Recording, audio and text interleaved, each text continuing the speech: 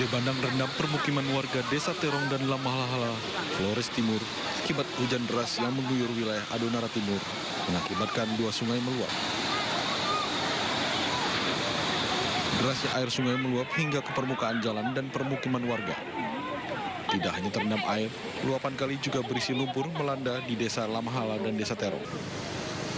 Puluhan warga terendam air setinggi 150 cm dan merusak 2 rumah warga akibat arus banjir yang kuat. Penanganan darurat misalnya pelebaran kali, normalisasi jalur kali supaya banjir tidak lagi meluap ke pemukiman warga. Beruntung tidak ada korban jiwa dalam peristiwa banjir bandang, hanya 2 rumah warga rusak parah terdampak banjir.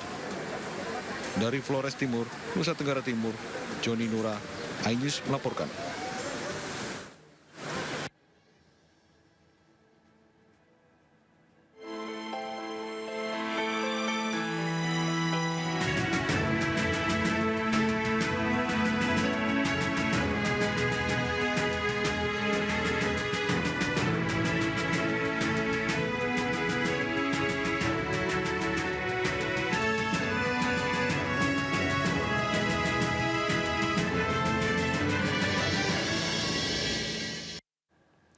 Pemirsa, warga korban banjir bandang dan longsor di Desa Menasah Mancang, Kecamatan Merah II, Kabupaten Pidijaya Aceh terpaksa memanfaatkan genset bekas sebagai sumber penerangan di malam hari.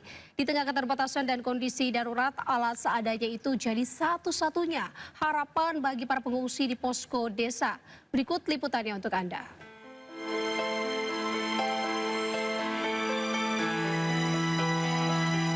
Banjir bandang dan longsor di Aceh telah merenggut aliran listrik. Setiap malam warga dipaksa melalui gelap dan keterbatasan. Namun warga tak pernah menyerah. Dengan alat seadanya dan keterampilan terbatas, genset bekas milik desa yang telah rusak dibongkar untuk kembali dirakit dan menjadi satu-satunya sumber penerangan di malam hari. Meski kondisinya tak stabil dan kerap mati mendadak, namun warga tetap bertahan sambil berharap listrik kembali menyala. Dari 3 mesin yang ada, itu yang rusak diganti dengan artinya dirakit kembali, diambil yang bagus dari mesin itu dipasang ke sini, dari mesin satu lagi dipasang ke sini, sehingga hidup kemudian.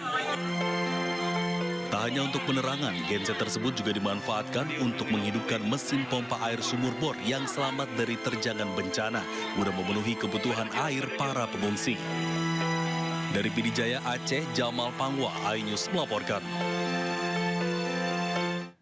Viral di media sosial kisah pilu seorang korban disabilitas korban banjir di Aceh Tamiang Aceh. Kehilangan rumah dan harta bendanya. Berhasil menyelamatkan diri dari bencana, korban kini harus berjuang lebih keras untuk tetap hidup di tengah keterbatasan. Inilah Bang Zulkarnain membersihkan puing-puing rumahnya. Zulkarnain, seorang pria penyandang disabilitas di Aceh Tamiang Aceh ini kehilangan rumah dan harta bendanya akibat banjir bandang. Rumah sederhana yang selama ini menjadi tempatnya berteduh, hanyut dihantam banjir. Harta bendanya hancur tak tersisa. Dalam video diceritakan bahwa Zulkarnain telah ditinggal ayahnya sejak kecil dan menjalani hidup tanpa sosok ayah selama 34 tahun lamanya.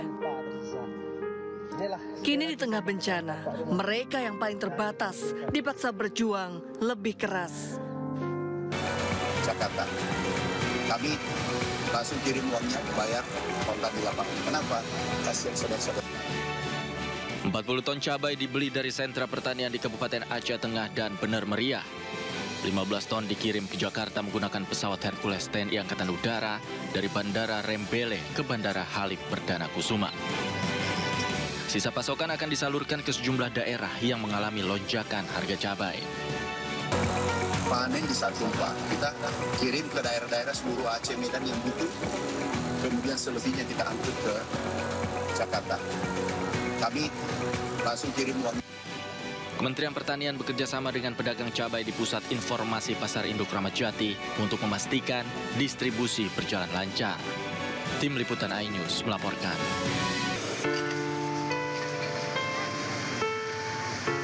Di tengah puing-puing sisa bencana, warga Hutana Bolon, Tuka, Tapanuli Tengah kini dihadapkan pada kelangkaan air bersih yang ekstrim.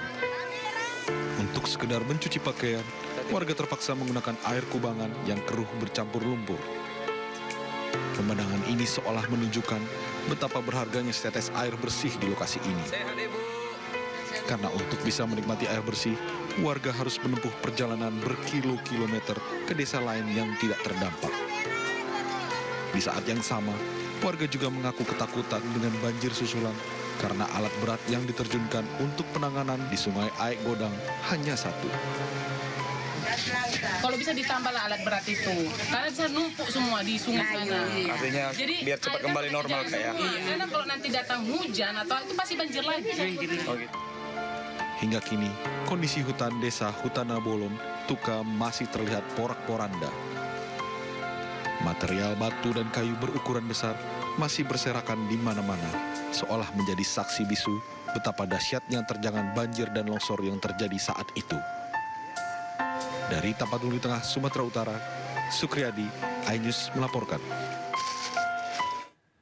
Pemirsa, ekstrimnya medan yang dihadapi, tim medis Gayo Luwes berhasil menjangkau daerah terisolir di Kecamatan Pining. Miris saat petugas datang, warga dilanda kelaparan karena tidak ada bantuan makanan yang masuk pasca banjir bandang.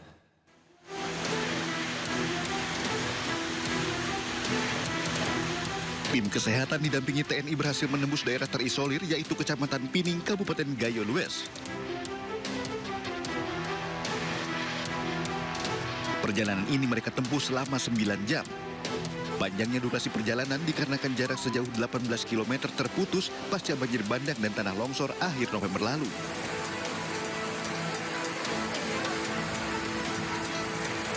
Setibanya di lokasi, tenda pengungsian berdiri seadanya dan terpal lusuh menjadi atap perlindungan warga dari hujan dan dinginnya pegunungan.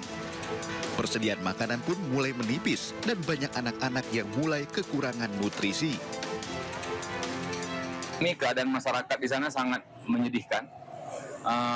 Mungkin sudah mulai ada anak-anak yang mulai kekurangan gizi karena dampak dari penjatahan logistik, penjatahan makanan, penjatahan beras yang tidak semua bisa mendapatkan seperti kita di daerah-daerah yang tidak terisolir. Jadi tujuan kami sebenarnya adalah medis, tapi ternyata dalam perjalanan kita menemukan masalah-masalah kemanusiaan akibat terisolasinya masyarakat di sana. Hingga kini Kecamatan Pinang masih membutuhkan perhatian serius.